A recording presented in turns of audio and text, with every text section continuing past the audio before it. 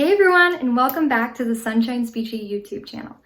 I'm Nancy, and if you're brand new, please make sure to like and subscribe for more videos. If you're new, also don't forget to check out my Instagram at Sunshine Speechie and my podcast, Sunshine Speechie, where I interview SLP experts, SLP graduate students, and undergraduate students, just like you and I. Let's get started. Sunshine, sunshine, sunshine, Speechie. Today's video is about the do's and don'ts of personal statements for SLP grad school. And they're just that, personal.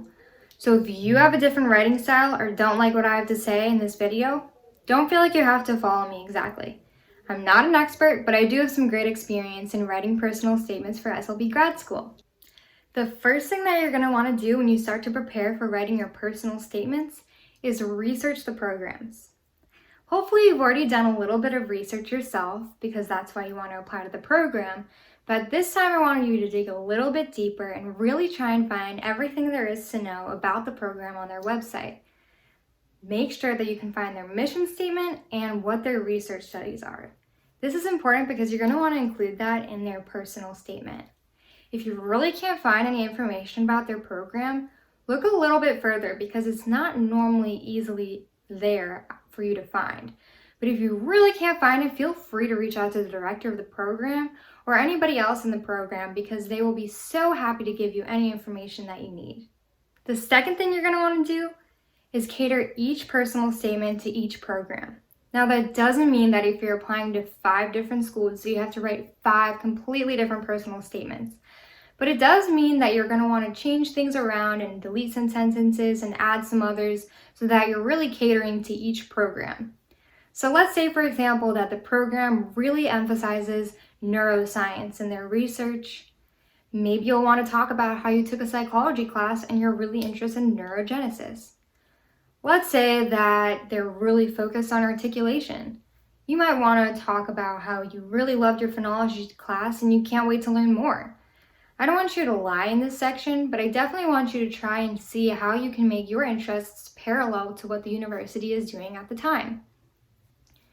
The third thing that you're going to want to do is something that I recommend to everyone, and that's that it's not about how interesting you are, it's about how interested you are in the program. This is a little bit different from undergrad because a lot of undergraduate personal statements are just about how amazing you are. Whereas graduates, they really want to see why you're so interested in their program.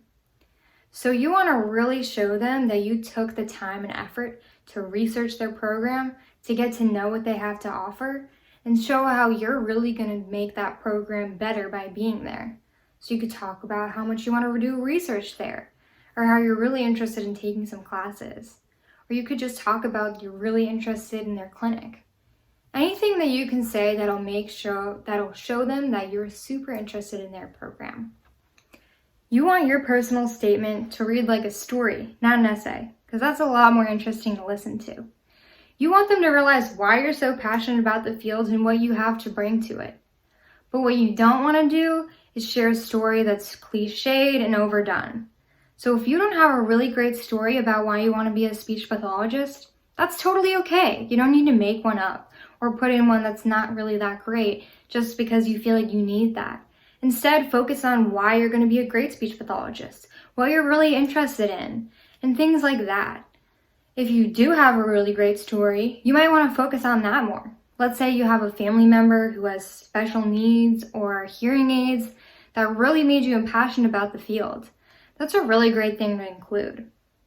If you have a story but you feel like it's just not quite adding up and it's not very interesting, I would suggest adding the specifics of the story. For example, if I read an essay that said, I want to become a speech pathologist because speech pathologists can help others communicate and it's amazing to see the change that they can do. That's really boring to read because it's so vague. I have no idea really what you're talking about. If you share a story that says, I was shadowing here in this kind of setting with a child who had this kind of disorder and the clinician was doing this, and this is why I found it interesting, that's going to be a lot more interesting. So don't just say, I want to be a speech pathologist because they help others communicate, and communication is the key for life. That's getting a little bit too philosophical for me, and really anyone could have written that.